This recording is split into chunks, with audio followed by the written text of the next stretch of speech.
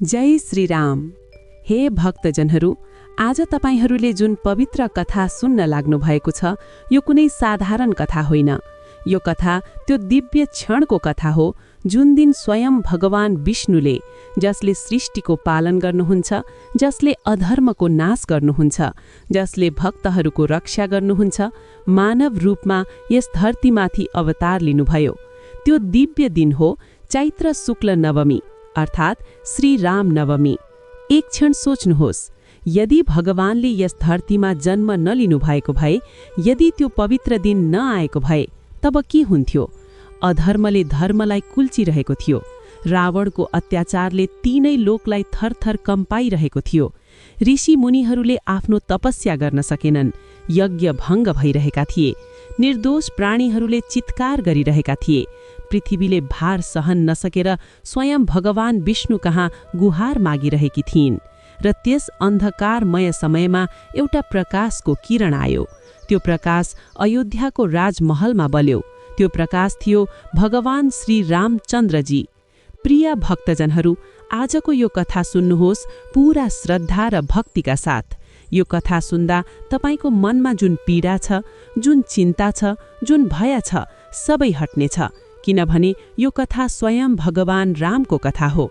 र भगवान रामको कथा सुन्ने, उनको नाम जप्ने, उनको व्रत गर्ने भक्तको जीवनमा सधैँ मङ्गल हुन्छ। कहिन्छ कि राम नवमीको दिन जसले पनि यो पवित्र कथा श्रद्धापूर्वक सुन्छ, उसका 7 जन्मका पापहरू नष्ट हुन्छन्। जसले यो व्रत विधिपूर्वक गर्छ, उसको घरमा सुख, शान्ति र समृद्धिको वास हुन्छ। जसले भगवान रामलाई आफ्नो हृदयमा बसाउँछ, उसलाई कुनै पनि सङ्कटले छुन सक्दैन। तर यो कथा त्यति मात्र होइन। यो कथा एक पिताको वेदनाको कथा हो, जसले वर्षौंसम्म सन्तानको लागि तप गर्यो। यो कथा एक रानीको आँसुको कथा हो, जसले भगवानलाई आफ्नो कोखमा धारण गर्ने सौभाग्य पायो। यो कथा एक राज्यको उल्लासको कथा हो, जहाँ दिव्य बालकको जन्मले हर्षको आँधी ल्यायो।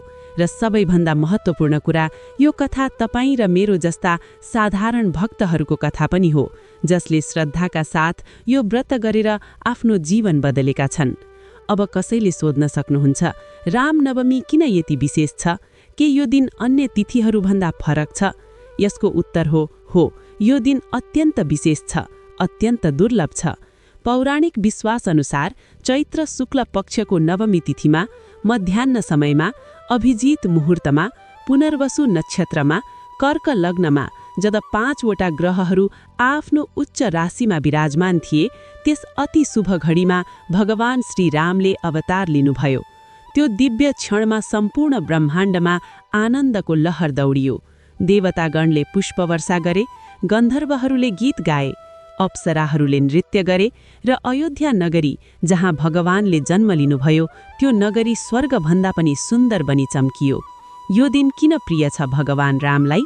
किनभने यो दिन उहाँको प्रकट दिवस हो।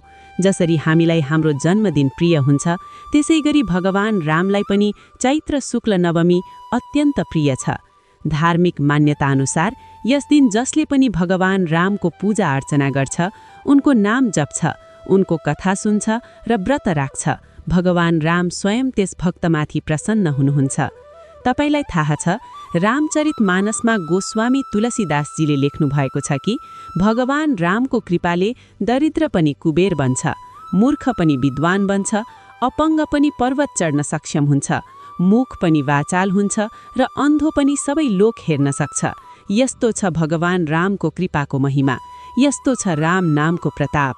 त्यसैले प्रिय भक्तजनहरू, आज यो कथा सुन्दा आफ्नो सबै कामकाज छाड्नुहोस्, मोबाइलका अन्य नोटिफिकेसनहरू बन्द गर्नुहोस्, आफ्नो मनलाई शान्त गर्नुहोस्, आँखा बन्द गर्नुहोस् र एकपटक भगवान रामको दिव्य रूपलाई आफ्नो हृदयमा ध्यान गर्नुहोस्।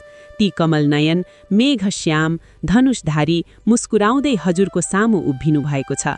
उहाँको आशीर्वाद हजुरमाथि बर्सिरहेको छ। अब श्रद्धापूर्वक सुन्नुहोस् यो पवित्र कथा। भक्तजनहरू, रामनवमीको महिमा बुझ्नका लागि हामीले पहिले यो बुझ्नुपर्छ कि भगवान रामले किन अवतार लिनुभयो। उहाँ त स्वयं परमात्मा हुनुहुन्छ, जसलाई कुनै इच्छा छैन, कुनै अभाव छैन, कुनै आवश्यकता छैन। तर पनि उहाँले यस नश्वर संसारमा मानव शरीर धारण गर्नुभयो। किन? यसको उत्तर पौराणिक ग्रन्थहरूमा विस्तारपूर्वक वर्णन गरिएको छ। एकतर्फ पृथ्वी देवीले, जसलाई भूमाता पनि भनिन्छ, पापको भारले थिचिएर, अधर्मको बोझले कुल्चिएर ब्रह्माजी कहाँ गएर रुँदै भन्नुभयो, हे प्रजापति, मैले अब यो भार सहन नसक्दिन। पापी राक्षसहरूले मेरो शरीरलाई रक्त रञ्जित बनाइदिएका छन्। ऋषि मुनिहरूले आफ्नो तपस्या गर्न सकेनन्। यज्ञ भङ्ग भइरहेका थिए। निर्दोष प्राणीहरूले चित्कार गरिरहेका थिए। पृथ्वीले भार सहन नसकेर स्वयं भगवान विष्णु कहाँ गुहार मागिरहेकी थिइन्। र त्यस अन्धकारमय समयमा एउटा प्रकाशको किरण आयो। त्यो प्रकाश अयोध्याको राजमहलमा बल्यो। त्यो प्रकाश थियो भगवान श्री रामचन्द्रजी। प्रिय भक्तजनहरू, आजको यो कथा सुन्नुहोस् पूरा श्रद्धा र भक्तिका साथ। यो कथा सुन्दा तपाईको मनमा जुन पीडा छ, जुन चिन्ता छ, जुन भय छ, सबै हट्नेछ। किनभने यो कथा स्वयं भगवान रामको कथा हो। र भगवान रामको कथा सुन्ने, उनको नाम जप्ने, उनको व्रत गर्ने भक्तको जीवनमा सधैँ मङ्गल हुन्छ। कहिन्छ कि राम नवमीको दिन जसले पनि यो पवित्र कथा श्रद्धापूर्वक सुन्छ, उसका 7 जन्मका पापहरू नष्ट हुन्छन्। जसले यो व्रत विधिपूर्वक गर्छ, उसको घरमा सुख, शान्ति र समृद्धिको वास हुन्छ। जसले भगवान रामलाई आफ्नो हृदयमा बसाउँछ, उसलाई कुनै पनि सङ्कटले छुन सक्दैन। तर यो कथा त्यति मात्र होइन। यो कथा एक पिताको वेदनाको कथा हो, जसले वर्षौंसम्म सन्तानको लागि तप गर्यो। यो कथा एक रानीको आँसुको कथा हो, जसले भगवानलाई आफ्नो कोखमा धारण गर्ने सौभाग्य पायो। यो कथा एक राज्यको उल्लासको कथा हो, जहाँ दिव्य बालकको जन्मले हर्षको आँधी ल्यायो। र सबैभन्दा महत्त्वपूर्ण कुरा, यो कथा तपाईँ र मेरो जस्ता साधारण भक्तहरूको कथा पनि हो, जसले श्रद्धाका साथ यो व्रत गरेर आफ्नो जीवन बदलेका छन्। अब कसैले सोध्न सक्नुहुन्छ, रामनवमी किन यति विशेष छ? के यो दिन अन्य तिथिहरूभन्दा फरक छ? यसको उत्तर हो, यो दिन अत्यन्त विशेष छ, अत्यन्त दुर्लभ छ। पौराणिक विश्वासअनुसार चैत्र शुक्ल पक्षको नवमी तिथिमा, मध्याह्न समयमा, अभिजित मुहुर्तमा, पुनर्वसु नक्षत्रमा, कर्क लग्नमा, जब 5 वटा ग्रहहरू आफ्नो उच्च राशिमा विराजमान थिए, त्यस अति शुभ घडीमा भगवान श्री रामले अवतार लिनुभयो। त्यो दिव्य क्षणमा सम्पूर्ण ब्रह्माण्डमा आनन्दको लहर दौडियो। देवतागणले पुष्पवर्षा गरे, गन्धर्वहरूले गीत गाए, अप्सराहरूले नृत्य गरे र अयोध्या नगरी, जहाँ भगवानले जन्म लिनुभयो, त्यो नगरी स्वर्गभन्दा पनि सुन्दर बनी चम्कियो। यो दिन किन प्रिय छ भगवान रामलाई? किनभने यो दिन उहाँको प्रकट दिवस हो। जसरी हामीलाई हाम्रो जन्मदिन प्रिय हुन्छ, त्यसैगरी भगवान रामलाई पनि चैत्र शुक्ल नवमी अत्यन्त प्रिय छ। धार्मिक मान्यता अनुसार यस दिन जसले पनि भगवान रामको पूजा अर्चना गर्छ, उनको नाम जप्छ, उनको कथा सुन्छ र व्रत राख्छ, भगवान राम स्वयं त्यस भक्तमाथि प्रसन्न हुनुहुन्छ। तपाईलाई थाहा छ, रामचरित मानसमा गोस्वामी तुलसीदासजीले लेख्नु भएको छ कि भगवान रामको कृपाले दरिद्र पनि कुबेर बन्छ, मूर्ख पनि विद्वान बन्छ, अपङ्ग पनि पर्वत चढ्न सक्षम हुन्छ, मुख पनि वाचाल हुन्छ र अन्धो पनि सबै लोक हेर्न सक्छ। यस्तो छ भगवान रामको कृपाको महिमा, यस्तो छ राम नामको प्रताप। त्यसैले प्रिय भक्तजनहरू, आज यो कथा सुन्दा आफ्नो सबै कामकाज छाड्नुहोस्, मोबाइलका अन्य नोटिफिकेसनहरू बन्द गर्नुहोस्, आफ्नो मनलाई शान्त गर्नुहोस्, आँखा बन्द गर्नुहोस् र एकपटक भगवान रामको दिव्य रूपलाई आफ्नो हृदयमा ध्यान गर्नुहोस्। ती कमल नयन, मेघश्याम, धनुषधारी मुस्कुराउँदै हजुरको सामु उभिनु भएको छ। उहाँको आशीर्वाद हजुरमाथि बर्सिरहेको छ। अब श्रद्धापूर्वक सुन्नुहोस् यो पवित्र कथा। भक्तजनहरू, रामनवमीको महिमा बुझ्नका लागि हामीले पहिले यो बुझ्नुपर्छ कि भगवान रामले किन अवतार लिनुभयो। उहाँ त स्वयं परमात्मा हुनुहुन्छ, जसलाई कुनै इच्छा छैन, कुनै अभाव छैन, कुनै आवश्यकता छैन। तर पनि उहाँले यस नश्वर संसारमा मानव शरीर धारण गर्नुभयो। किन? यसको उत्तर पौराणिक ग्रन्थहरूमा विस्तारपूर्वक वर्णन गरिएको छ। एकतर्फ पृथ्वी देवीले, जसलाई भूमाता पनि भनिन्छ, पापको भारले थिचिएर, अधर्मको बोझले कुल्चिएर ब्रह्माजी कहाँ गएर रुँदै भन्नुभयो, हे प्रजापति, मैले अब यो भार सहन नसक्दिन। पापी राक्षसहरूले मेरो शरीरलाई रक्त रञ्जित बनाइदिएका छन्। ऋषि मुनिहरूले आफ्नो तपस्या गर्न सकेनन्। यज्ञ भङ्ग भइरहेका थिए। निर्दोष प्राणीहरूले चित्कार गरिरहेका थिए। पृथ्वीले भार सहन नसकेर स्वयं भगवान विष्णु कहाँ गुहार मागिरहेकी थिइन्। र त्यस अन्धकारमय समयमा एउटा प्रकाशको किरण आयो। त्यो प्रकाश अयोध्याको राजमहलमा बल्यो। त्यो प्रकाश थियो भगवान श्री रामचन्द्रजी। प्रिय भक्तजनहरू, आजको यो कथा सुन्नुहोस् पूरा श्रद्धा र भक्तिका साथ। यो कथा सुन्दा तपाईको मनमा जुन पीडा छ, जुन चिन्ता छ, जुन भय छ, सबै हट्नेछ। किनभने यो कथा स्वयं भगवान रामको कथा हो। र भगवान रामको कथा सुन्ने, उनको नाम जप्ने, उनको व्रत गर्ने भक्तको जीवनमा सधैँ मङ्गल हुन्छ। कहिन्छ कि राम नवमीको दिन जसले पनि यो पवित्र कथा श्रद्धापूर्वक सुन्छ, उसका 7 जन्मका पापहरू नष्ट हुन्छन्। जसले यो व्रत विधिपूर्वक गर्छ, उसको घरमा सुख, शान्ति र समृद्धिको वास हुन्छ। जसले भगवान रामलाई आफ्नो हृदयमा बसाउँछ, उसले कुनै पनि सङ्कटले छुन सक्दैन। तर यो कथा त्यति मात्र होइन। यो कथा एक पिताको वेदनाको कथा हो, जसले वर्षौंसम्म सन्तानको लागि तप गर्यो। यो कथा एक रानीको आँसुको कथा हो, जसले भगवानलाई आफ्नो कोखमा धारण गर्ने सौभाग्य पायो। यो कथा एक राज्यको उल्लासको कथा हो, जहाँ दिव्य बालकको जन्मले हर्षको आँधी ल्यायो। र सबैभन्दा महत्त्वपूर्ण कुरा, यो कथा तपाईँ र मेरो जस्ता साधारण भक्तहरूको कथा पनि हो, जसले श्रद्धाका साथ यो व्रत गरेर आफ्नो जीवन बदलेका छन्। अब कसैले सोध्न सक्नुहुन्छ, रामनवमी किन यति विशेष छ? कि यो दिन अन्य तिथिहरूभन्दा फरक छ? यसको उत्तर हो, यो दिन अत्यन्त विशेष छ, अत्यन्त दुर्लभ छ।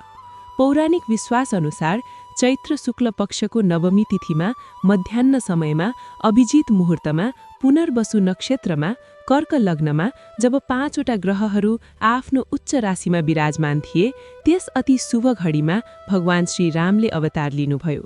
त्यो दिव्य क्षणमा सम्पूर्ण ब्रह्माण्डमा आनन्दको लहर दौडियो। देवतागणले पुष्प वर्षा गरे, गन्धर्वहरूले गीत गाए, अप्सराहरूले नृत्य गरे र अयोध्या नगरी जहाँ भगवानले जन्म लिनुभयो, त्यो नगरी स्वर्गभन्दा पनि सुन्दर बनी चम्कियो। यो दिन किन प्रिय छ भगवान रामलाई? किनभने यो दिन उहाँको प्रकट दिवस हो। जसरी हामीलाई हाम्रो जन्मदिन प्रिय हुन्छ, त्यसै गरी भगवान रामलाई पनि चैत्र शुक्ल नवमी अत्यन्त प्रिय छ। धार्मिक मान्यता अनुसार यस दिन जसले पनि भगवान रामको पूजा अर्चना गर्छ, उनको नाम जप्छ, उनको कथा सुन्छ र व्रत राख्छ, भगवान राम स्वयं त्यस भक्तमाथि प्रसन्न हुनुहुन्छ। तपाईलाई थाहा छ, रामचरित मानसमा गोस्वामी तुलसीदासजीले लेख्नु भएको छ कि भगवान रामको कृपाले दरिद्र पनि कुबेर बन्छ, मूर्ख पनि विद्वान बन्छ, अपङ्ग पनि पर्वत चढ्न सक्षम हुन्छ, मूक पनि वाचाल हुन्छ र अन्धो पनि सबै लोक हेर्न सक्छ। यस्तो छ भगवान रामको कृपाको महिमा, यस्तो छ राम नामको प्रताप। त्यसैले प्रिय भक्तजनहरू, आज यो कथा सुन्दा आफ्नो सबै कामकाज छाड्नुहोस्, मोबाइलका अन्य नोटिफिकेसनहरू बन्द गर्नुहोस्, आफ्नो मनलाई शान्त गर्नुहोस्, आँखा बन्द गर्नुहोस् र एकपटक भगवान रामको दिव्य रूपलाई आफ्नो हृदयमा ध्यान गर्नुहोस्। ती कमल नयन, मेघ श्याम, धनुषधारी, मुस्कुराउँदै हजुरको सामु उभिनु भएको छ। उहाँको आशीर्वाद हजुरमाथि बर्सिरहेको छ। अब श्रद्धापूर्वक सुन्नुहोस् यो पवित्र कथा। भक्तजनहरू, रामनवमीको महिमा बुझ्नका लागि हामीले पहिले यो बुझ्नुपर्छ कि भगवान रामले किन अवतार लिनुभयो। उहाँ त स्वयं परमात्मा हुनुहुन्छ, जसलाई कुनै इच्छा छैन, कुनै अभाव छैन, कुनै आवश्यकता छैन। तर फेरि पनि उहाँले यस नश्वर संसारमा मानव शरीर धारण गर्नुभयो। किन? यसको उत्तर पौराणिक ग्रन्थहरूमा विस्तारपूर्वक वर्णन गरिएको छ। एकतर्फ पृथ्वी देवीले, जसलाई भूमाता पनि भनिन्छ, पापको भारले थिचिएर अधर्मको बोझले कुल्चिएर ब्रह्माजी कहाँ गएर रुँदै भन्नुभयो, हे प्रजापति, मैले अब यो भार सहन नसक्दिन। पापी राक्षसहरूले मेरो शरीरलाई रक्त रञ्जित बनाइदिएका छन्। ऋषिहरूको रगतले मेरा नदीहरू बगिरहेका छन्। निर्दोषहरूको चित्कारले मेरो वायुमण्डल भरिएको छ। मलाई बचाउनुहोस्। अर्कोतर्फ रावण, जसले ब्रह्माजीबाट वरदान प्राप्त गरेको थियो कि उसलाई कुनै पनि देव, दानव, गन्धर्व, यक्ष वा अन्य कुनै प्राणीले मार्न सक्दैन, त्यो रावणको अत्याचार दिनानुदिन बढ्दै गइरहेको थियो। उसले तीनै लोकलाई जित्यो, इन्द्रलाई बन्दी बनायो, कुबेरको पुष्पक विमान खोस्यो, ऋषिमुनिहरूको यज्ञ भङ्ग गर्यो, नारीहरूको अपमान गर्यो। उसको अहङ्कार यति बढ्यो कि उसले स्वयंलाई भगवान भन्दा पनि शक्तिशाली ठान्यो। तर रावणले एउटा गल्ती गरेको थियो। उसले वरदान माग्दा मानवबाट मृत्युको कुरा गरेको थिएन। उसले मानवलाई तुच्छ ठान्थ्यो, कमजोर ठान्थ्यो। उसलाई लाग्थ्यो मानव के गर्न सक्छ मलाई। यही उसको सबैभन्दा ठूलो भूल थियो, किनभने स्वयं भगवान विष्णुले मानव रूपमा अवतार लिएर उसको वध गर्ने निश्चय गर्नुभयो। र यो अवतार कहाँ हुने थियो? अयोध्यामा, सूर्यवंशी राजा दशरथको घरमा। जसरी सूर्यले अन्धकार नाश गर्छ, त्यसै गरी सूर्यवंशमा जन्मिएका भगवान रामले अधर्मको अन्धकार नाश गर्ने थिए। तर यो कथा यति सरल थिएन।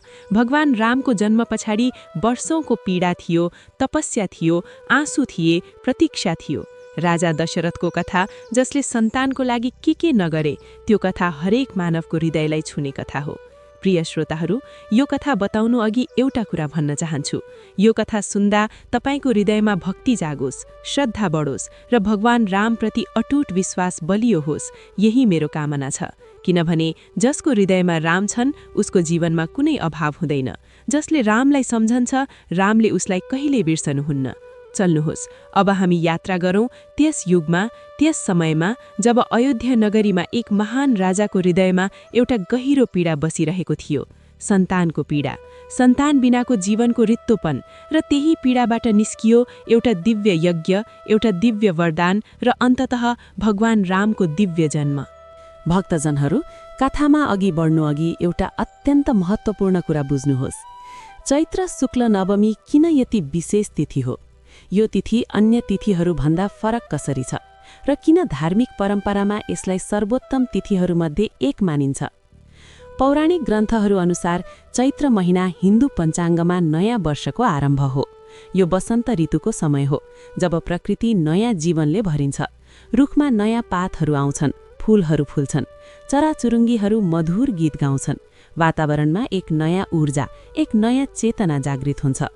यही सुन्दर पवित्र समयमा भगवान रामले जन्म लिनु यो कुनै संयोग होइन, यो दिव्य योजना हो। जसरी वसन्तले प्रकृतिमा नयाँ जीवन ल्याउँछ, त्यसै गरी भगवान रामको जन्मले सृष्टिमा नयाँ चेतना, नयाँ धर्म, नयाँ आशा ल्यायो। अधर्मको शिशिर ऋतु समाप्त हुँदै थियो र धर्मको वसन्त आउँदै थियो। यसैले चैत्र महिनामा भगवान रामको प्राकट्य अत्यन्त सार्थक छ। अब नवमी तिथिको कुरा गरौँ। नवमी अर्थात् 9वाँ दिन। शुक्ल पक्षको नवमी तिथि अत्यन्त शुभ मानिन्छ। शास्त्रीय दृष्टिकोणले हेर्ने हो भने नवमी तिथिमा चन्द्रमा आफ्नो वृद्धि अवस्थामा हुन्छ, पूर्ण नभएको तर पर्याप्त प्रकाशमान।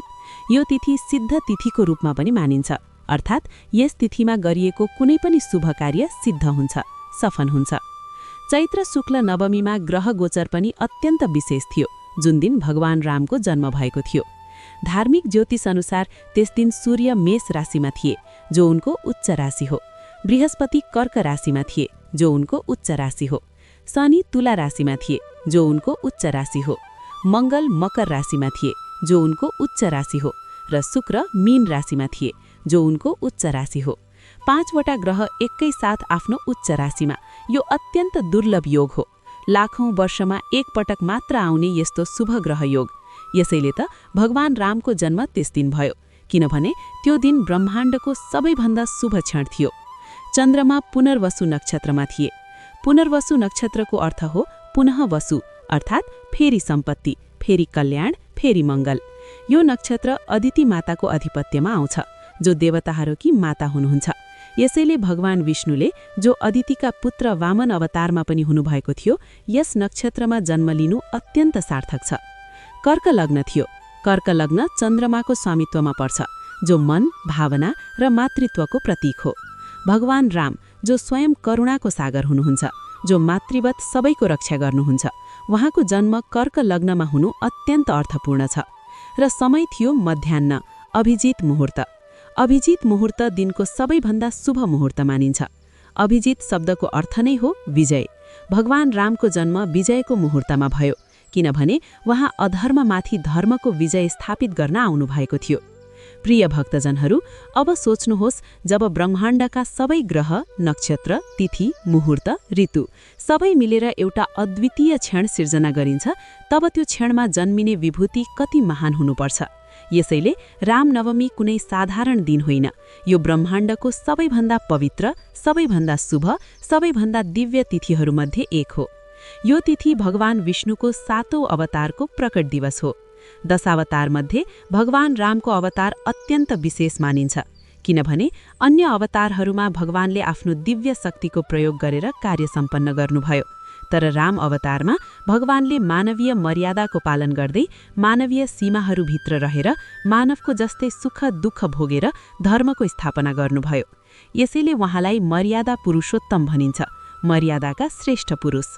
भगवान रामले वनवास भोग्नुभयो, पत्नी सीताको वियोग सहनुभयो, पिताको मृत्युको समाचार सुन्नुभयो। कठिन परिस्थितिहरूमा पनि धर्मको मार्ग छाड्नु भएन, सत्यको साथ कहिल्यै त्याग्नु भएन, वचन सधैँ पालन गर्नुभयो। यही कारणले भगवान राम हरेक मानवका लागि आदर्श हुनुहुन्छ। उहाँको जीवन नै शिक्षा हो, उहाँको आचरण नै धर्म हो, उहाँको नाम नै मन्त्र हो। अब रामनवमी व्रतको परम्पराको कुरा गरौँ। यो व्रत कहिलेदेखि सुरु भयो? शास्त्रीय परम्परामा यसलाई अत्यन्त प्राचीन व्रत मानिन्छ। त्रेता युगमा भगवान रामको जन्म भएपछि यस तिथिलाई स्मरण गर्ने, उत्सव मनाउने र व्रत गर्ने परम्परा सुरु भयो। कलियुगमा यो व्रत अर पनि महत्त्वपूर्ण बनेको छ, किनभने कलियुगमा मानवको मन अशान्त छ, पाप कर्म बढेका छन्, धर्मको ह्रास भएको छ। यस्तो समयमा भगवान रामको स्मरण र उनको व्रत गर्नाले विशेष फल प्राप्त हुन्छ। पद्मपुराणमा उल्लेख गरिएको छ कि चैत्र शुक्ल नवमीको दिन भगवान रामको पूजन, व्रत र कथा श्रवण गर्ने भक्तलाई सबै तीर्थहरूमा स्नान गरेको फल प्राप्त हुन्छ। अग्नि पुराणमा भनिएको छ कि यस दिन जसले उपवास गरेर भगवान रामको ध्यान गर्छ उसले अश्वमेध यज्ञको फल प्राप्त गर्छ। यसैगरी विभिन्न पौराणिक ग्रन्थहरूमा रामनवमीको महिमा विस्तारपूर्वक वर्णन गरिएको छ। नेपालको सन्दर्भमा यो तिथि अर पनि विशेष छ, किनभने भगवान रामकी पत्नी माता सीता, जो स्वयं लक्ष्मीको अवतार हुनुहुन्छ, उहाँको जन्मभूमि जनकपुर धाम नेपालमा पर्छ। यसैले भगवान रामको नाता नेपालसँग प्रत्यक्ष र अटुट छ। रामनवमीमा जनकपुर धामसहित सम्पूर्ण नेपालका मन्दिरहरूमा विशेष पूजा अर्चना, भजन कीर्तन र धार्मिक कार्यक्रमहरू आयोजित हुन्छन्। हजारौं भक्तजनहरू यस दिन व्रत राख्छन्, कथा सुन्छन् र भगवान रामको कृपा प्राप्त गर्छन्। यस तिथिमा गरिएको दान पुण्यको पनि अपार महत्त्व छ। कहिन्छ कि रामनवमीमा अन्नदान, वस्त्रदान, जलदान र ब्राह्मण भोजन गराउने भक्तलाई अक्षय पुण्य प्राप्त हुन्छ। अक्षय अर्थात् कहिल्यै क्षय नहुने, कहिल्यै घट्ने नहुने पुण्य। यसैले यो दिन दान पुण्यका लागि पनि उत्तम मानिन्छ। भक्तजनहरू, अब तपाईले बुझ्नुभयो कि रामनवमी किन यति विशेष छ। यो दिन केवल एउटा तिथि होइन, यो दिन धर्मको प्रकट दिवस हो, मर्यादाको उदय दिवस हो, करुणाको अवतरण दिवस हो र भक्तहरूका लागि कृपाको महादिवस हो। अब चल्नुहोस्, हामी कथामा प्रवेश गरौँ। त्यस युगमा जाउँ जब अयोध्यामा एक महान राजा राज गरिरहनु भएको थियो। उनको नाम थियो महाराज दशरथ। एक आदर्श राजा, एक न्यायप्रिय शासक, एक वीर योद्धा, तर जसको हृदयमा एउटा गहिरो घाउ थियो, एउटा पीडा थियो जुन कुनै ऐश्वर्यले, कुनै शक्तिले, कुनै विजयले भर्न सकेन। भक्तजनहरू, अयोध्या, यो नाम सुन्दा नै हृदयमा एक दिव्य भाव जागृत हुन्छ। अयोध्या सूर्यवंशी राजाहरूको गौरवशाली राजधानी थियो। सरयू नदीको पवित्र तटमा बसेको यो नगरी संसारकै सबैभन्दा सुन्दर, सबैभन्दा समृद्ध, सबैभन्दा धर्मपरायण नगरी थियो। अयोध्याका घरहरू सुन चाँदीले सजिएका थिए, बाटाहरू चौडा र स्वच्छ थिए, बजारमा हरेक प्रकारका बहुमूल्य वस्तुहरू उपलब्ध थिए, मन्दिरहरूमा सधैँ पूजा अर्चना हुन्थ्यो, वेद मन्त्रहरूको ध्वनि वातावरणमा गुन्जिरहन्थ्यो। अयोध्याका नागरिकहरू सुखी, सन्तुष्ट र धर्मपरायण थिए। कसैलाई कुनै अभाव थिएन, कसैलाई कुनै भय थिएन, कसैलाई कुनै रोग थिएन। र यस अद्भुत नगरीका राजा थिए महाराज दशरथ। दशरथ नाम नै अर्थपूर्ण छ। दश अर्थात् 10, रथ अर्थात् रथ, जसले 10 दिशामा आफ्नो रथ दौडाउन सक्नुहुन्थ्यो। उनी यति वीर, यति शक्तिशाली थिए कि देवतागणले पनि युद्धमा उनको सहायता माग्थे। एकपटक देव असुर सङ्ग्राममा इन्द्रले स्वयं राजा दशरथलाई सहायताका लागि बोलाउनु भएको थियो र दशरथले देवताहरूको पक्षबाट लडेर विजय प्राप्त गरेका थिए। दशरथका 3 जना रानीहरू थिइन्, कौशल्या, सुमित्रा र कैकेयी। तीनैजना अत्यन्त गुणवती, धर्मपरायणा, सुन्दर र पतिव्रता थिइन्। कौशल्या, जो पटरानी थिइन्, कोमल हृदयकी, दयालु, सबैलाई मातृत्वको स्नेह दिने। सुमित्रा, जो शान्त, विनम्र र सबैको हित चाहने रानी थिइन्। र कैकेयी, जो अत्यन्त सुन्दर, वीराङ्गना र दशरथकी प्रिय रानी थिइन्।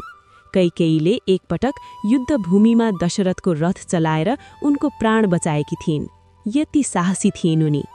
तर यो सबै ऐश्वर्य, यो सबै शक्ति, यो सबै वैभव, सबैमाथि एउटा कालो बादल छायो। दशरथका कुनै सन्तान थिएनन्। कौशल्याको कोख शून्य थियो, सुमित्राको कोख शून्य थियो, कैकेयीको कोख शून्य थियो। सन्तानविहीन जीवन कति कठिन हुन्छ यो त्यसले मात्र बुझ्न सक्छ जसले भोगेको छ। तपाईका बीचमा पनि कोही हुन सक्नुहुन्छ जसलाई सन्तानको अभाव छ वा जसले सन्तानका लागि प्रार्थना गरिरहनु भएको छ। यस्ता भक्तजनहरू, यो कथा तपाईका लागि विशेष छ। ध्यानपूर्वक सुन्नुहोस्। राजा दशरथको पीडा दोहोरो थियो।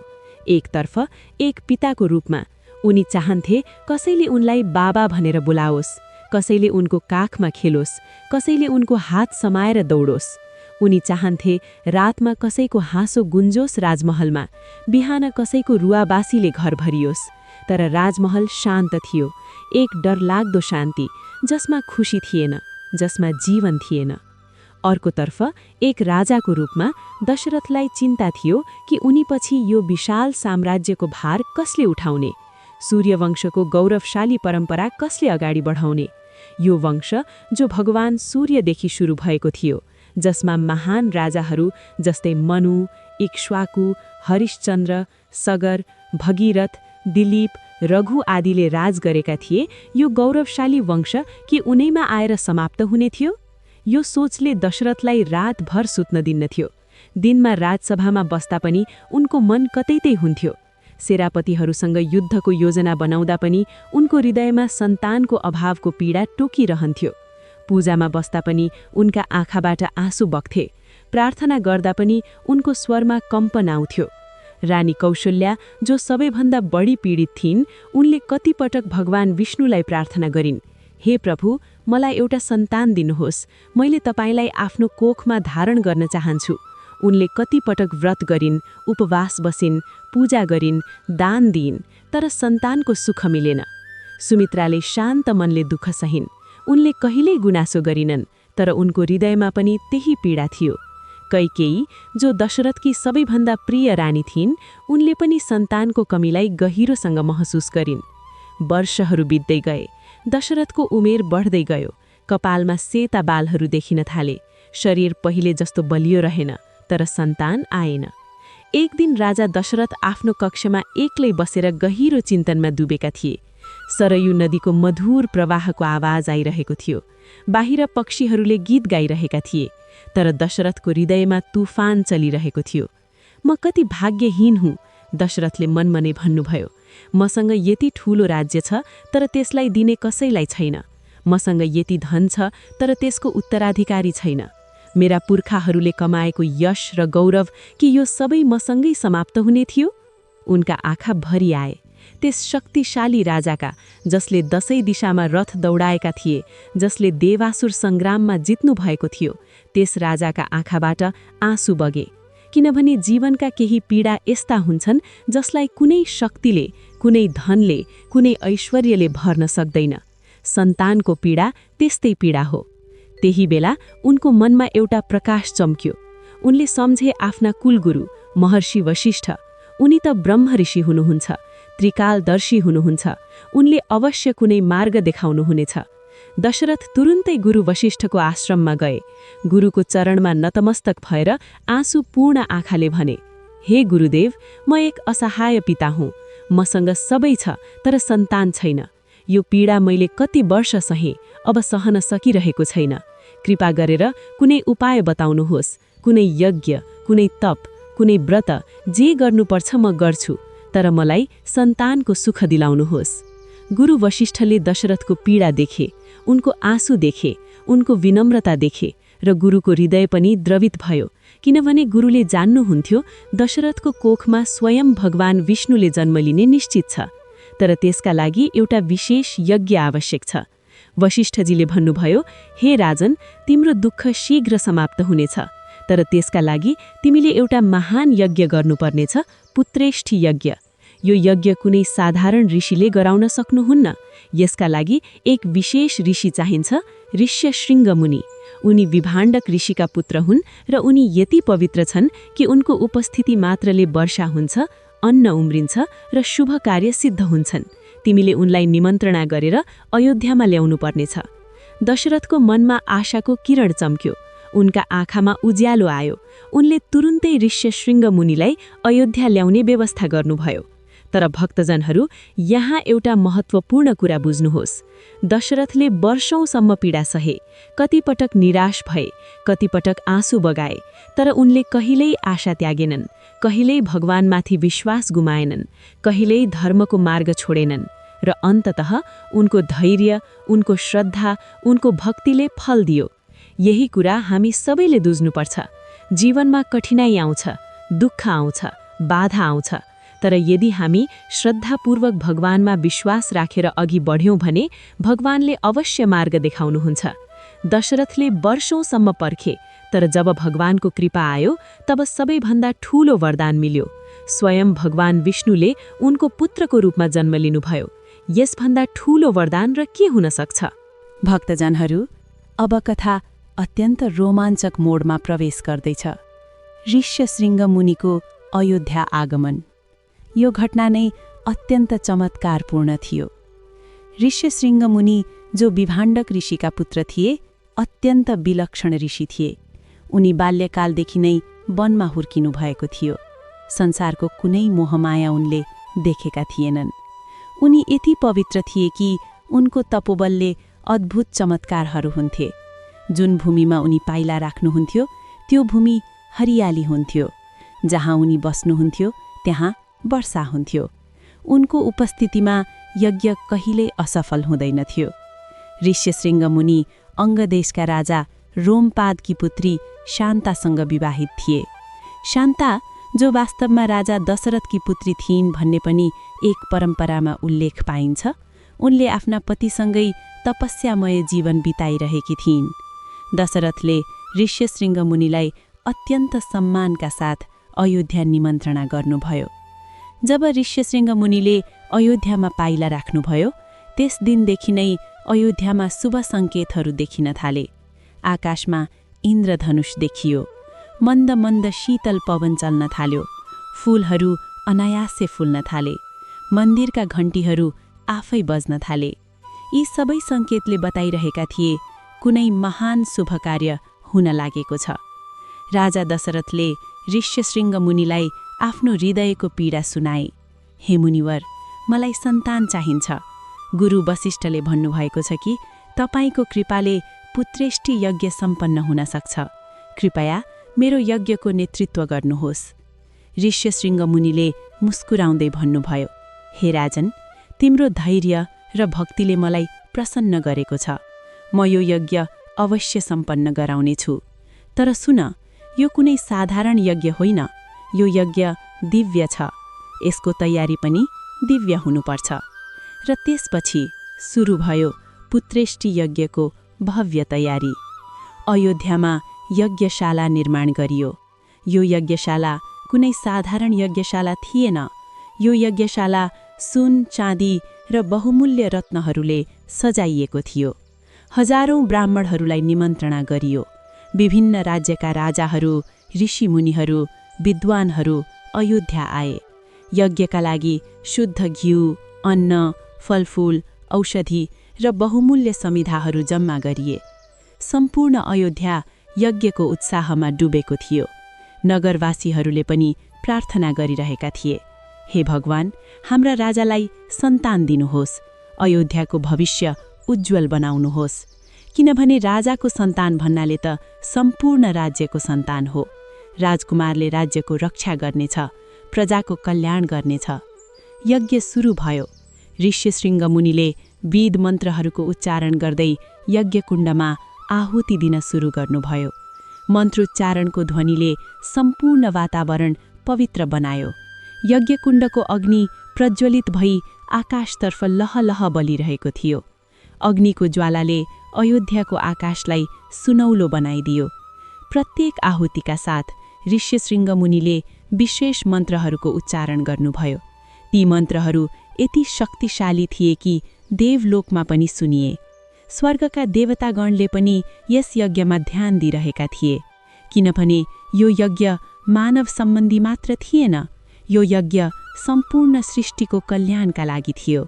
यस यज्ञबाट जो सन्तान प्राप्त हुने थियो, उसले अधर्मको नाश गर्ने थियो, रावणको वध गर्ने थियो, धर्मको पुनर्स्थापना गर्ने थियो। यज्ञ धेरै दिनसम्म चल्यो। प्रत्येक दिन विधिपूर्वक हवन गरियो। ब्राह्मणहरूले वेद पाठ गरे, ऋषिमुनिहरूले ध्यान गरे। राजा दशरथ र उनका तीनै रानीहरूले पूर्ण श्रद्धा र भक्तिका साथ यज्ञमा भाग लिए। र अन्ततः यज्ञको अन्तिम दिन आयो। ऋष्यशृङ्ग मुनिले अन्तिम आहुति दिने तयारी गरे। सम्पूर्ण वातावरण तनावपूर्ण र उत्साहपूर्ण दुवै थियो। कि यज्ञ सफल हुनेछ, कि भगवान प्रसन्न हुनुहुनेछ, कि दशरथलाई सन्तानको वरदान मिल्नेछ? ऋष्यशृङ्ग मुनिले अन्तिम मन्त्रको उच्चारण गर्दै अग्निमा पूर्णाहुति दिनुभयो। र त्यस क्षणमा एउटा अद्भुत घटना भयो। यज्ञकुण्डको अग्निबाट एक दिव्य पुरुष प्रकट हुनुभयो। उहाँको शरीर अग्निको जस्तै तेजस्वी थियो। उहाँका हातमा एउटा सुनको पात्र थियो। त्यो पात्रमा दिव्य क्षीर अर्थात् पायस भरिएको थियो। यो क्षीर कुनै साधारण क्षीर होइन, यो दिव्य प्रसाद थियो, जो स्वयं अग्निदेवले भगवान विष्णुको आदेशमा ल्याउनु भएको थियो। त्यो दिव्य पुरुषले, जो अग्निदेवका प्रतिनिधि थिए, राजा दशरथलाई सम्बोधन गर्दै भन्नुभयो, हे राजन, तिम्रो धैर्य, तिम्रो भक्ति, तिम्रो धैर्यले भगवान प्रसन्न हुनुभएको छ। यो दिव्य पायस ग्रहण गर, यसलाई आफ्ना रानीहरूलाई खुवाऊ। ईश्वरको कृपाले तिमीलाई दिव्य पुत्रहरूको प्राप्ति हुनेछ। यो सुनेर राजा दशरथको आनन्दको सीमा रहेन। वर्षौंको प्रतीक्षा, वर्षौंको पीडा, वर्षौंको आँसु सबैको अन्त्य हुँदै थियो। दशरथले त्यो दिव्य पात्र अत्यन्त श्रद्धाका साथ ग्रहण गरे। उनका हातहरू काँपिरहेका थिए, तर यसपटक पीडाले होइन, आनन्दले। दशरथले त्यो दिव्य पायस लिएर आफ्ना तीनै रानीहरू कहाँ गए।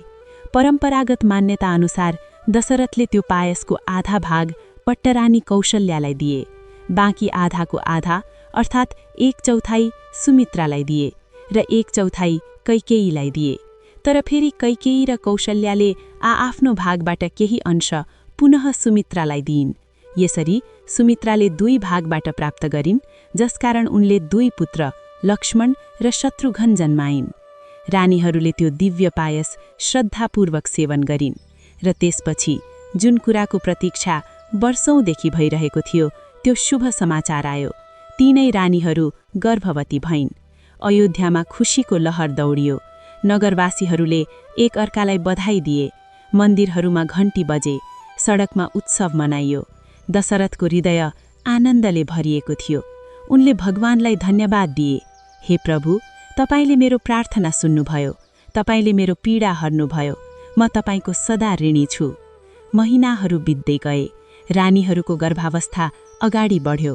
दशरथले विशेष ध्यान दिए। रानीहरूका लागि उत्तम भोजन, उत्तम आराम, उत्तम वातावरण सुनिश्चित गरे। पण्डितहरूले शुभ मन्त्रहरूको पाठ गरे। ऋषिमुनिहरूले आशीर्वाद दिए। सम्पूर्ण अयोध्या नवजात राजकुमारहरूको प्रतीक्षामा थियो। र अन्ततः त्यो दिव्य दिन आयो, चैत्र शुक्ल नवमी। त्यो दिन जुन दिनको प्रतीक्षा सम्पूर्ण सृष्टिले गरिरहेको थियो, आखिर आइपुग्यो। र त्यो दिन के भयो, त्यो कथा यति अद्भुत, यति दिव्य, यति आनन्ददायक छ कि सुन्दा तपाईको रोम रोम पुलकित हुनेछ। भक्तजनहरू, अब अगाडिको कथामा हामी भगवान रामको दिव्य जन्मको वर्णन सुन्नेछौँ। तर त्यो अघि एकपटक आफ्नो आँखा बन्द गर्नुहोस् र भगवान रामलाई सम्झनुहोस्। उहाँको दिव्य बाल रूपलाई ध्यान गर्नुहोस्। ती कोमल हात, ती कमल नयन, त्यो मन्द मुस्कान, उहाँ तपाईको हृदयमा विराजमान हुनुहुन्छ। जय श्री राम। रामनवमी व्रत? देव शर्माले सोधे। हो, साधुले भन्नुभयो, चैत्र शुक्ल नवमी भगवान श्रीरामको प्रकट तिथि। यस दिन जसले विधिपूर्वक व्रत राख्छ, भगवान रामको पूजा गर्छ, कथा सुन्छ र श्रद्धापूर्वक उपासना गर्छ, उसका सबै पाप नष्ट हुन्छन्, सबै कष्ट दूर हुन्छन्, सबै मनोकामना पूर्ण हुन्छन्। यो व्रत यति शक्तिशाली छ कि अश्वमेध यज्ञको फल पनि यस व्रतको तुलनामा कम पर्छ। देव शर्माको आँखामा आशाको किरण चम्क्यो। उनले सोधे, यो व्रत कसरी गर्ने, के विधि छ? कृपया विस्तारमा बताउनुहोस्। साधुले मुस्कुराउँदै भन्नुभयो, ध्यानपूर्वक सुन हे देव शर्मा, म तिमीलाई रामनवमी व्रतको सम्पूर्ण विधि बताउँछु। यो विधि अनुसार व्रत गर्यो भने तिम्रो जीवनमा अद्भुत परिवर्तन आउनेछ। र त्यसपछि साधुले देव शर्मालाई रामनवमी व्रतको सम्पूर्ण विधि बताउनुभयो, जुन विधि अब म तपाईहरूलाई पनि बताउन लागेको छु। भक्तजनहरू, अब सुन्नुहोस् रामनवमी व्रतको सम्पूर्ण विधि।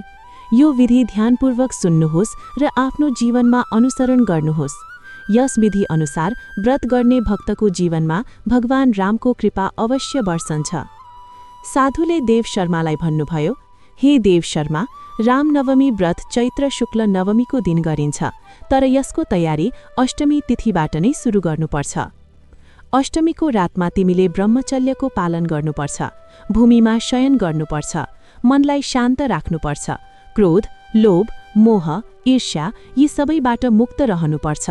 रातिमा भगवान रामको ध्यान गर्दै उहाँको नाम जप्दै सुत्नुपर्छ। नवमीको बिहान ब्रह्म मुहुर्तमा उठ्नुपर्छ। ब्रह्म मुहुर्त अर्थात् सूर्योदयभन्दा लगभग 1.5 घण्टा अघि। यो समय अत्यन्त पवित्र मानिन्छ। यस समयमा वातावरणमा सात्विक ऊर्जा बढी हुन्छ। भगवानको ध्यान र पूजाका लागि यो सर्वोत्तम समय हो। उठेपछि सर्वप्रथम भगवान रामको स्मरण गर्नुपर्छ। श्री राम जय राम जय जय राम। त्यसपछि दातुन गरेर शौचादिबाट निवृत्त हुनुपर्छ। त्यसपछि स्नान।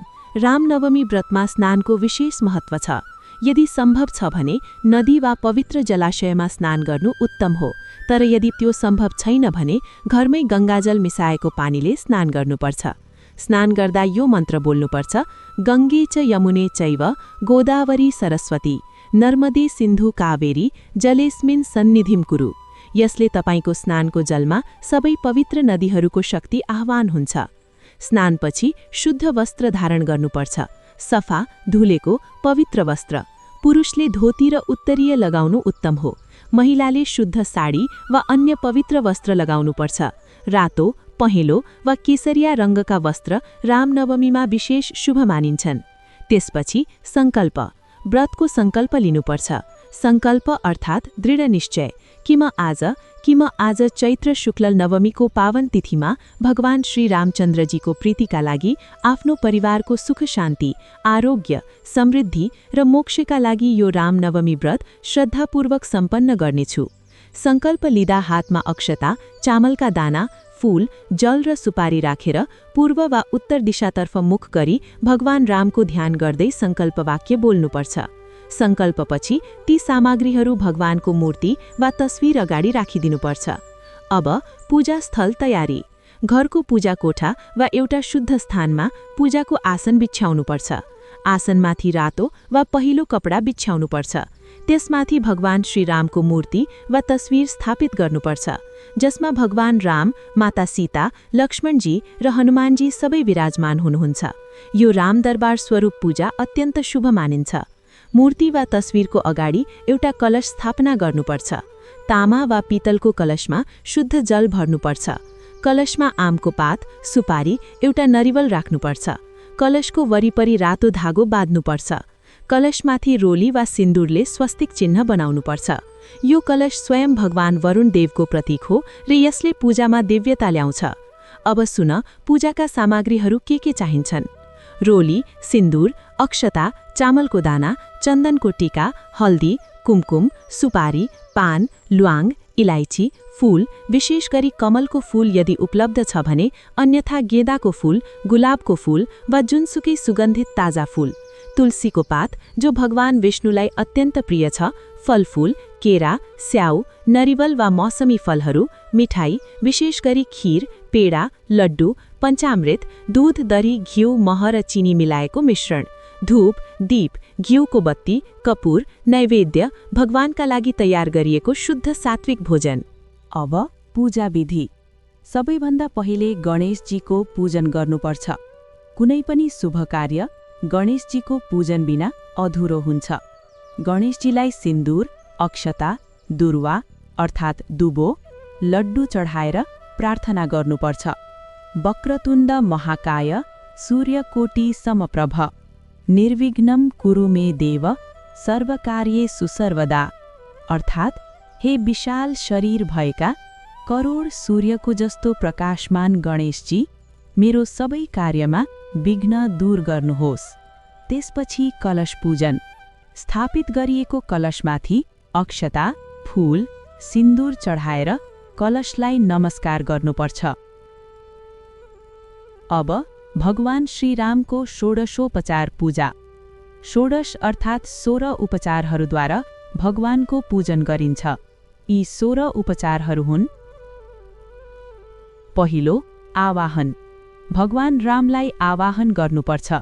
हे भगवान श्रीरामचन्द्र, कृपया यस पूजास्थलमा पधार्नुहोस्। यो भन्दै मूर्ति वा तस्विरमाथि फूल र अक्षता चढाउनुपर्छ। दोस्रो, आसन। हे प्रभु, यो आसनमा विराजमान हुनुहोस् भन्दै भगवानको आसनमा अक्षता राख्नुपर्छ। तेस्रो, पाद्य। भगवानको चरणमा जल अर्पण गर्नुपर्छ। हे प्रभु, यो जलले तपाईको चरण प्रक्षालन गर्छु। चौथो, अर्घ्य। हातमा जल लिएर भगवानलाई अर्पण गर्नुपर्छ। हे प्रभु, यो अर्घ्य स्वीकार गर्नुहोस्। पाँचौं, आचमन। भगवानलाई आचमनका लागि जल अर्पण गर्नुपर्छ। छैठौं, स्नान। पञ्चामृतले भगवानको मूर्तिलाई स्नान गराउनुपर्छ। पहिले दूधले, त्यसपछि दहीले, त्यसपछि घिउले, त्यसपछि महले र अन्तमा चिनी मिसाइएको जलले। प्रत्येक सामग्रीले स्नान गराउँदा मन्त्र उच्चारण गर्नुपर्छ। पञ्चामृत स्नानपछि शुद्ध जलले स्नान गराउनुपर्छ। सातौं, वस्त्र। भगवानलाई पहेँलो वा रातो वस्त्र अर्पण गर्नुपर्छ। हे प्रभु, यो वस्त्र धारण गर्नुहोस्।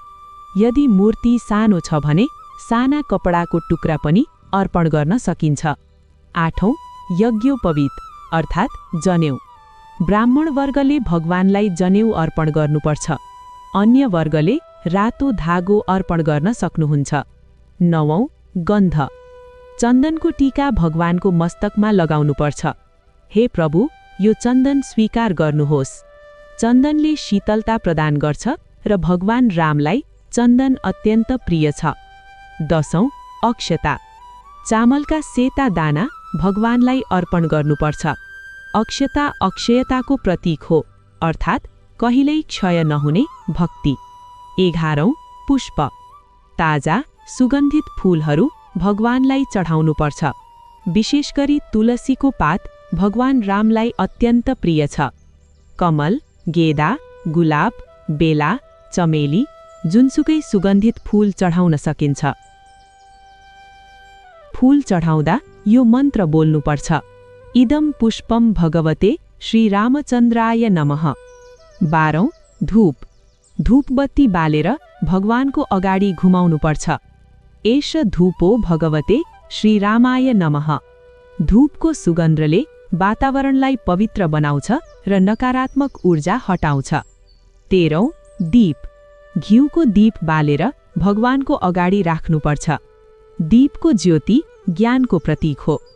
एष दीपो भगवते श्रीरामाय नमः। 14औं, नैवेद्य। भगवानलाई भोग लगाउनुपर्छ। विशेष गरी रामनवमीमा खीर अर्थात् पायस भगवानलाई अत्यन्त प्रिय मानिन्छ, किनभने भगवान रामको जन्म पनि दिव्य पायसबाट नै भएको थियो। खीरका अतिरिक्त पेडा, लड्डु, फलफूल पनि चढाउन सकिन्छ। नैवेद्य चढाउँदा तुलसीको पात अवश्य राख्नुपर्छ। भगवानलाई भोग लगाउँदा यो मन्त्र बोल्नुपर्छ। प्राणाय नमः, अपानाय नमः, व्यानाय नमः, उदानाय नमः, समानाय नमः। इदं नैवेद्यं भगवते श्रीरामचन्द्राय निवेदयामि। 15औं, आचमन। नैवेद्यपछि पुनः भगवानलाई आचमनका लागि जल अर्पण गर्नुपर्छ। 16औं, ताम्बुल। पान, सुपारी, लौंग, इलाइची सजाएर भगवानलाई अर्पण गर्नुपर्छ। त्यसपछि दक्षिणा राख्नुपर्छ र अन्तमा कपुर बालेर भगवानको आरती गर्नुपर्छ। आरती भक्तजनहरू, आरती पूजाको सबैभन्दा भावपूर्ण अंश हो। आरती गर्दा सम्पूर्ण मन, सम्पूर्ण हृदय, सम्पूर्ण भक्ति भगवानमा केन्द्रित गर्नुपर्छ। श्री रामचन्द्रजी की आरती गर्नुपर्छ। आरती श्री रामचन्द्रजी की जय, आरती श्री रामचन्द्रजी की, मर्यादा पुरुषोत्तम जी की, वा श्री रामचन्द्र कृपालु भजुमना। यो पाठ गर्दै आरती गर्नुपर्छ। आरतीमा घण्टी बजाउनुपर्छ, शङ्ख बजाउनुपर्छ। आरतीपछि परिक्रमा। भगवानको मूर्ति वा तस्विरको वरिपरि वा पूजास्थलको वरिपरि 3 पटक परिक्रमा लगाउनुपर्छ। प्रत्येक परिक्रमामा श्रीराम जय जय राम भन्नुपर्छ। त्यसपछि साष्टाङ्ग प्रणाम। भूमिमा पूर्ण शरीर राखेर भगवानलाई दण्डवत प्रणाम गर्नुपर्छ। अब भगवान रामको पूजनपछि रामनवमी व्रतको एक अत्यन्त महत्त्वपूर्ण अङ्ग हो राम कथा श्रवण। यस दिन रामचरितमानस, वाल्मीकि रामायण वा आध्यात्म रामायणको पाठ गर्नु वा सुन्नु अत्यन्त फलदायी हुन्छ। विशेष गरी बालकाण्डमा भगवान रामको जन्म प्रसङ्ग पढ्नु वा सुन्नु रामनवमीमा सबैभन्दा उत्तम मानिन्छ। दिनभर भगवान रामको नाम जप गर्नुपर्छ। श्रीराम जय जय राम, यो मन्त्र जप गर्नु उत्तम हो। यदि सम्भव छ भने राम रक्षा स्तोत्र, विष्णु सहस्रनाम वा रामाष्टकको पाठ पनि गर्नुपर्छ। माला लिएर भगवान रामको नामको कम्तीमा 1 माला 108 पटक जप अवश्य गर्नुपर्छ। उपवासको कुरा गरौँ। रामनवमीमा निर्जला उपवास अत्यन्त फलदायी मानिन्छ। तर यदि निर्जला सम्भव छैन भने फलाहार गर्न सकिन्छ। फलाहारमा फलफूल, दूध, दही, मेवा अर्थात् सुके मेवा, कुट्टु अर्थात् फापरको रोटी, सिंघाडा अर्थात् पानी फलको आटा, सेन्धा नुन अर्थात् लाउरे नुन प्रयोग गर्न सकिन्छ। अन्नाहार, प्याज, लसुन, मासु यी सबै पूर्णतया वर्जित छन्। दिनभर सात्विक भाव राख्नुपर्छ। कसैसँग झगडा गर्नु हुँदैन, कसैको निन्दा गर्नु हुँदैन, क्रोध गर्नु हुँदैन, झुट बोल्नु हुँदैन। मन, वचन र कर्म तीनैमा शुद्धता राख्नुपर्छ। साँझको समयमा पुनः भगवान रामको आरती गर्नुपर्छ। साँझको आरतीपछि यदि एकादशी जस्तो कठोर व्रत गर्ने क्षमता छ भने रातभर जागरण गर्नुपर्छ। भजन, कीर्तन, रामकथा श्रवण, नाम जप गर्दै रात बिताउनुपर्छ। तर यो सबैका लागि अनिवार्य छैन। जसलाई सम्भव छ उसले गरोस्। भगवान रामले भक्तको मनको भाव हेर्नुहुन्छ, क्षमताभन्दा बढी कष्ट दिन चाहनुहुन्न। व्रतको पारणा अर्थात् व्रत खोल्ने विधि दशमी तिथिमा सूर्योदयपछि गर्नुपर्छ। पारणा गर्दा पहिले भगवान रामलाई भोग लगाएर प्रसाद ग्रहण गरेर त्यसपछि सात्विक भोजन गर्नुपर्छ। र सबैभन्दा महत्त्वपूर्ण कुरा दान। रामनवमीमा दानको अपार महत्त्व छ। यस दिन ब्राह्मण भोजन गराउनुपर्छ। गरिबहरूलाई अन्नदान, वस्त्रदान गर्नुपर्छ।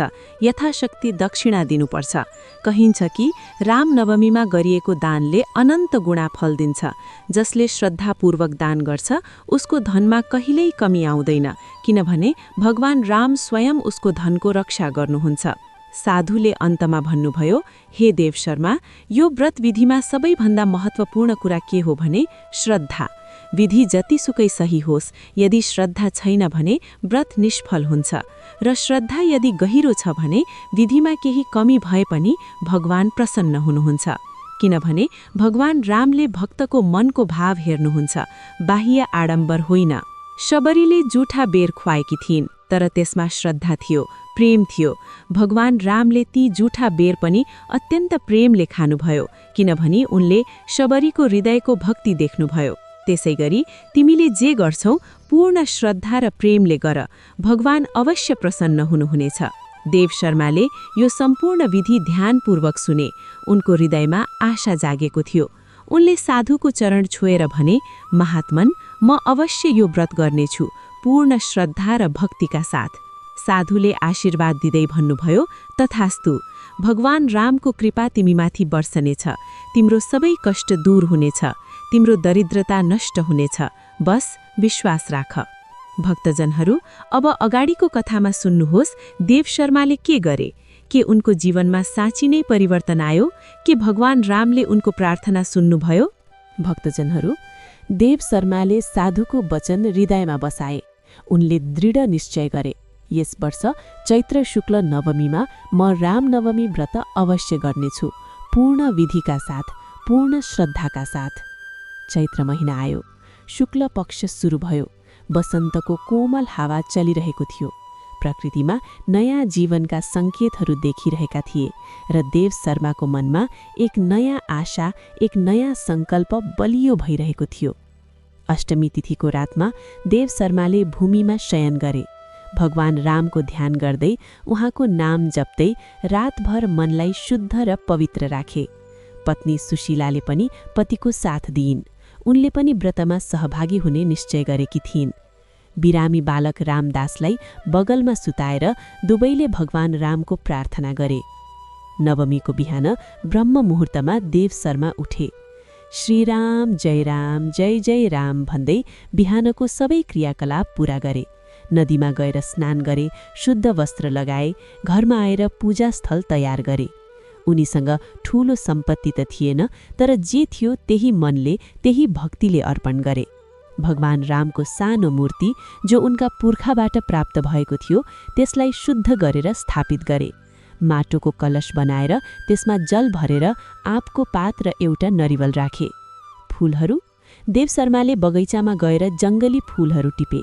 सुगन्धित नभए पनि ताजा र श्रद्धापूर्वक टिपिएका ती फूलहरू कुनै पनि बहुमूल्य फूलभन्दा मूल्यवान थिए, किनभने तीमा भक्तको प्रेम थियो। नैवेद्यका लागि सुशीलाले थोरै दूध र चामलबाट एक सानो कटौरा खीर बनाइन्। त्यो खीर जो गरिबीको भान्सामा बनाइएको थियो, भगवानका लागि त्यो राजमहलको भोगभन्दा पनि प्रिय थियो, किनभने त्यसमा एक माताको आँसु थिए, एक पत्नीको समर्पण थियो, एक पिताको याचना थियो। देव शर्माले षोडशोपचार पूजा विधिपूर्वक सम्पन्न गरे, जसरी साधुले सिकाउनु भएको थियो त्यसै गरी। हरेक उपचारमा उनको स्वरमा भक्ति थियो, आँखामा आँसु थिए, हृदयमा समर्पण थियो। पूजापछि उनले भगवान रामको सामु घुँडा टेकेर प्रार्थना गरे। यो प्रार्थना शास्त्रीय मन्त्र थिएन, यो एक पिताको, एक भक्तको, एक दुखी आत्माको हृदयबाट निस्किएको पुकार थियो। हे मेरा प्रभु श्री रामचन्द्र, तपाईलाई थाहा छ म दरिद्र छु, मसँग ठूला ठूला सामग्रीहरू छैनन्। म तपाईलाई सुनको मुकुट चढाउन सक्दिन, हीराको हार लगाउन सक्दिन, तर म तपाईलाई आफ्नो हृदय चढाउँछु। यो हृदय जो तपाईकै नामले धड्किरहेको छ, यो स्वीकार गर्नुहोस्।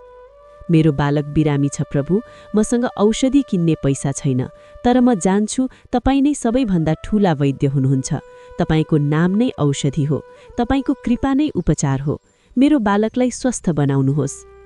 म धनी बन्न चाहन्न प्रभु, म केवल चाहन्छु मेरो परिवार सुखी होस्, स्वस्थ होस् र सधैँ तपाईको भक्तिमा लीन रहोस्। बस यति दिनुहोस्, यति काफी छ मेरो जीवनका लागि। भक्तजनहरू, भगवान रामलाई के चाहिन्छ? सुनको मुकुट, हीराको हार, राजसी भोग होइन। भगवान रामलाई चाहिन्छ शुद्ध भक्ति, निस्वार्थ प्रेम र अटुट श्रद्धा। र देव शर्माको प्रार्थनामा यी तीनै थिए। देव शर्माले दिनभर उपवास गरे, रामायणको पाठ गरे, श्रीराम जय जय राम मन्त्रको जप गरे। 108 पटक मात्र होइन, हजारौं पटक। हरेक जपमा उनको श्रद्धा गहिरो भयो, हरेक जपमा उनको आँसु बग्यो, हरेक जपमा उनको मन भगवानका चरणमा समर्पित भयो। साँझ भयो, आरती गरे, भजन गाए, रातमा जागरण गर्दै रामकथा सुनाए सुशीलालाई, बालक रामदासलाई र आफैलाई। रात बित्यो। दशमीको बिहान देव शर्माले उठेर पहिले भगवान रामलाई प्रणाम गरे र अचानक उनले केही अनौठो महसुस गरे। बालक रामदास जो हिजोसम्म ज्वरोले तप्दै थियो, जसको शरीर बलिरहेको थियो, ऊ शान्तिपूर्वक सुतिरहेको थियो। देव शर्माले बालकको निधार छोए। ज्वरो गएको थियो, पूर्णतया गएको थियो। बालकको अनुहारमा एक कोमल मुस्कान थियो, जनकी स्वप्नमा स्वयं भगवान रामले उसलाई आशीर्वाद दिनुभएको थियो। सुशीला, सुशीला, देव शर्माले रोमाञ्चित भएर पत्नीलाई बोलाए। हेर, रामदासको ज्वरो गयो, भगवानको कृपा भयो, प्रभु रामले हाम्रो प्रार्थना सुन्नुभयो। सुशीलाले बालकलाई काखमा लिएर हेरिन्। बालक स्वस्थ थियो, उसका गालामा रातो पनाएको थियो, आँखामा चमक थियो। ज्वरो, कमजोरी सबै जनकी हावामा हराएका थिए। दुवै पतिपत्नी भगवान रामको मूर्तिको सामु झुकेर रोए, तर यसपटक दुःखले होइन, आनन्दले, कृतज्ञताले, भक्तिले, भगवान रामको कृपाले। तर भक्तजनहरू, चमत्कार यही सकिएन। केही दिनपछि देव शर्मा कहाँ नगरका एक धनी व्यापारी आए। ती व्यापारीले भने, हे ब्राह्मण देव, मैले सुनेको छु तपाईँ अत्यन्त विद्वान हुनुहुन्छ। मलाई आफ्ना बालकहरूका लागि एक गुरु चाहिन्छ। कृपया मेरा बालकहरूलाई वेदशास्त्रको शिक्षा दिनुहोस्। बदलामा म तपाईलाई उत्तम दक्षिणा, आवास र भोजनको व्यवस्था गर्नेछु। यो प्रस्ताव जो कहीँबाट अचानक आयो, यो के थियो? यो भगवान रामको कृपाको दोस्रो लहर थियो। देव शर्माको विद्या जो अहिलेसम्म फल दिइरहेकी थिइन्, अचानक उनको जीविकाको माध्यम बनिन्। दरिद्रताको अन्धकारमा आशाको दीप बल्यो। देव शर्माले त्यो प्रस्ताव स्वीकार गरे। उनले व्यापारीका बालकहरूलाई मनोयोगले पढाउन सुरु गरे। उनको विद्वत्ता, उनको सत्यनिष्ठा, उनको सज्जनताले छिट्टै नै नगरमा प्रसिद्धि पायो। अरू मानिसहरूले पनि आफ्ना बालकहरूलाई देव शर्मा कहाँ पढ्न पठाउन सुरु गरे। हौली हौली देव शर्माको आर्थिक अवस्था सुधार हुन थाल्यो। 1 वर्षभित्रमा देव शर्माको जीवन पूर्णतया बदलियो। बालक रामदास स्वस्थ भयो, बलियो भयो, हँसिलो चञ्चल बालक बन्यो। घरमा अन्नको अभाव समाप्त भयो, आदरपूर्ण जीविका मिल्यो, समाजमा सम्मान बढ्यो, परिवारमा सुख, शान्ति र सन्तोष छायो। र यो सबै कसरी भयो? एक व्रतले, एक दिनको श्रद्धापूर्ण राम नवमी व्रतले, एक भक्तको शुद्ध निस्वार्थ प्रार्थनाले। देव शर्माले त्यसपछि हरेक वर्ष राम नवमी व्रत गरे, जीवनभर। उनले यो व्रतको महिमा अरूलाई पनि सुनाए।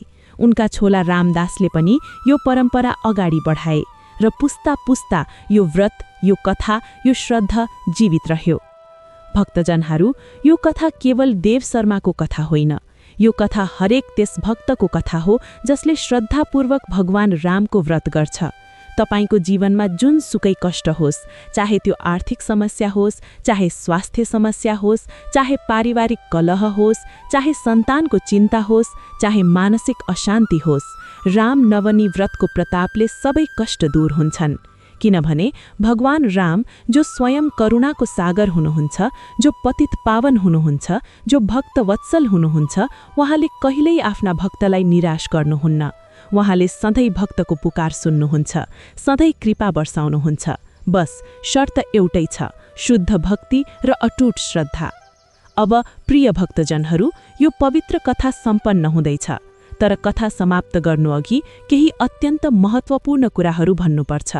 राम नवमी व्रतको फलको बारेमा शास्त्रहरूले के भनेका छन् त्यो सुन्नुहोस्। पद्मपुराणमा भनिएको छ, जसले चैत्र शुक्ल नवमीमा भगवान रामको पूजन गरेर व्रत राख्छ, उसलाई सबै तीर्थहरूमा स्नान गरेको, सबै यज्ञ गरेको र सबै दान गरेको फल एकै पटक प्राप्त हुन्छ।